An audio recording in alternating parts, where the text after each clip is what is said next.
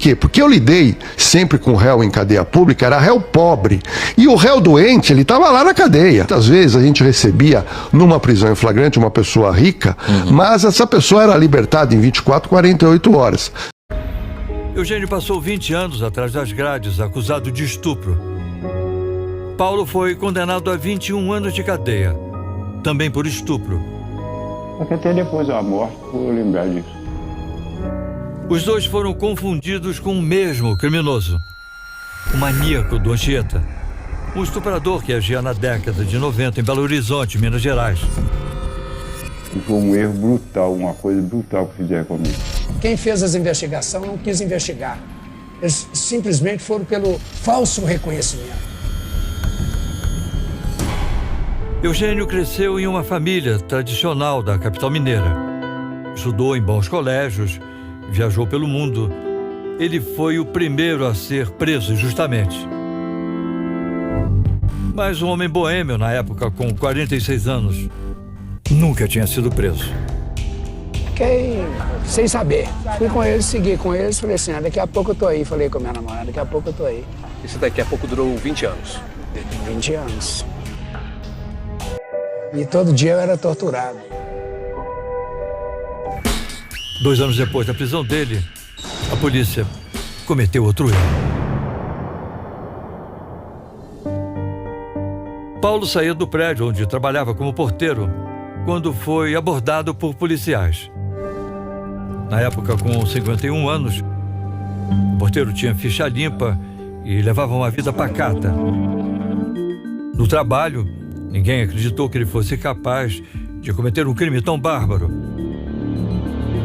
Todo mundo, não era só um nem dois, não era todos os moradores. O comportamento de Paulo sempre foi acima de qualquer suspeita.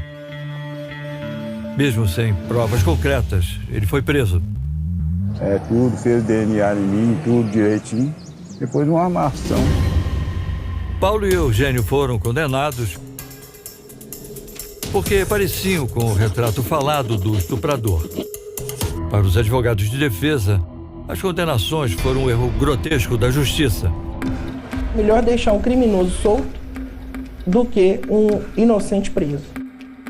Para o defensor público do estado de Minas Gerais, Wilson Rocha, as vítimas foram induzidas pela polícia a apontar os dois como culpados. É recorrente a gente ver reconhecimentos feitos em audiência de formas contrárias à lei, de formas totalmente arbitrárias. Enquanto Eugênio e Paulo estavam presos, o verdadeiro estuprador continuava atacando suas vítimas. Mas depois de 15 anos de prisão, a vida dele não é mais a mesma. Quando foi preso, Paulo vivia aqui com a mulher e 2 filhas. A pior experiência foi disso, de eu estar lá dentro inocente e a família indo lá me visitar. A família que Paulo deixou do lado de fora da cadeia não existe mais. A mulher se separou e hoje ele mora com a filha mais nova. Ela tinha 5 anos quando ele foi preso e se emociona sempre ao lembrar tudo que ele enfrentou e ainda enfrenta nos dias de hoje. Eu não gosto de ver o sofrimento dele, entendeu? Porque ele sofre. Eu que moro aqui junto com ele, eu sei o quanto que ele sofre. Paulo tem insônia, está quase cego, ficou com um problema na perna e ainda precisa de acompanhamento psicológico. Aconteceu coisa ruim com ele. Sim, ele mereceu muita justiça. O dinheiro que eles esperam receber não vai apagar o triste passado que viveram, mas pelo menos vai trazer um pouco de alívio nessa história que até agora só teve sofrimento. Então, geralmente é assim, o pobre não tem dinheiro, roubou uma galinha, não tem advogado, vai ficar preso. Essa é a lei do Brasil. Alexandre de Moraes colocou um nariz de palhaço em milhões de brasileiros que foram roubados pelo Collor tantas vezes aí, e muitos esperaram aí mais de 30 anos para ver o Collor finalmente preso e mandou o Collor para casa. Uma prisão de luxo, vista para o mar, piscina privativa, 600 metros quadrados. O ex-presidente Fernando Collor de Mello cumprirá prisão domiciliar em uma cobertura duplex avaliada em 9 milhões, localizada em Maceió. Esta suntuosa residência de 600 metros quadrados, que ostenta vista panorâmica do mar de Maceió, piscina privativa, bar, 4 suítes e dependências completas para funcionários, tornou-se o novo endereço de cumprimento da pena para Collor. A transição da custódia para sua própria casa ocorreu por determinação do ministro Alexandre de Moraes, do Supremo Tribunal Federal. Fernando Collor foi condenado a 8 anos e 10 meses de reclusão por crimes como corrupção passiva e lavagem de dinheiro, no âmbito das investigações da Operação Lava Jato. Ele havia iniciado o cumprimento da pena em regime fechado em maio de 2023, após a confirmação final da sentença, trânsito em julgado pelo STF e a decisão do ministro Alexandre de Moraes, estando detido inicialmente em uma cela especial em Alagoas, seu estado natal.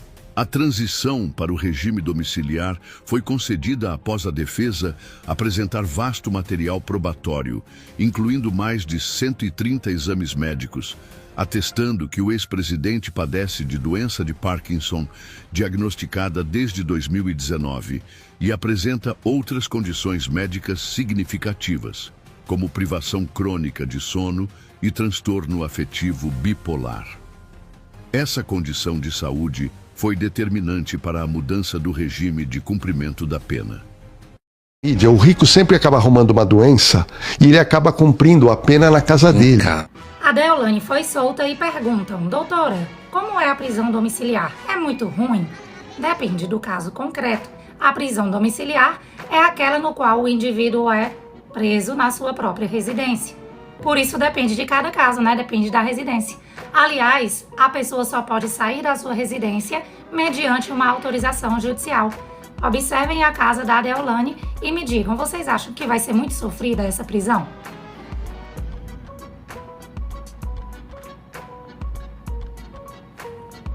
O Jair Bolsonaro está preso num Ibis Budget. Tem imagem aí da cela do Jair, Vitão? Acha aí as imagens da cela do Jair. Tem cama fofinha, tem frigobar, tem ar-condicionado, o que faz barulho e o outro. Tem TV. Então o Jair Bolsonaro está muito bem acomodado, está muito bem confortável, perto do que 99% dos presos brasileiros têm que enfrentar todos os dias. Ficar preso, gente, é ruim, em qualquer circunstância.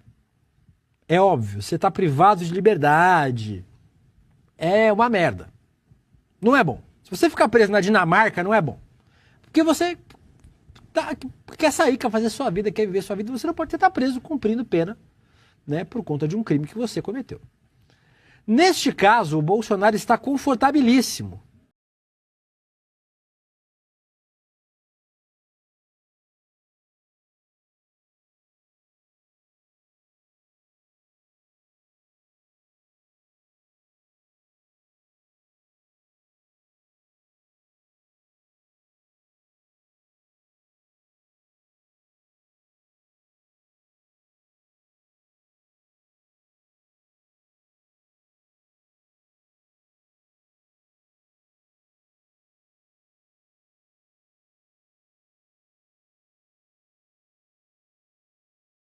E uma coisa muito triste no nosso país, nós não encontramos ricos em cadeia. Pessoas ricas, né? Nunca. Por quê? Porque o rico, ele tem bons advogados, e você pode reparar na mídia, o rico sempre acaba arrumando uma doença e ele acaba cumprindo a pena na casa dele. Isso é o fim, né, da picada. Por quê? Porque eu lidei sempre com réu em cadeia pública, era réu pobre. E o réu doente, ele estava lá na cadeia. Mesmo doente, doença terminal, vai ficar Não, lá. ele está lá. Porque raramente esse réu, ele tem um bom advogado que possa fazer valer alguns direitos dele. Então eu nunca lidei na minha cadeia com gente rica. Muitas vezes a gente recebia numa prisão em flagrante uma pessoa rica, mas essa pessoa era libertada em 24, 48 horas. No Brasil, o rico nunca fica preso, porque o rico tem condições de ter advogado para ficar interpondo recurso e respondendo em liberdade. E às vezes, quando o rico vai ter que cumprir a pena, ele já está velho demais para ficar num presídio e cumpre residencial, prisão domiciliar. Então, geralmente é assim, o pobre não tem dinheiro, roubou uma galinha, não tem advogado, vai ficar preso. Essa é a lei do Brasil. É o Brasil. É o Brasil.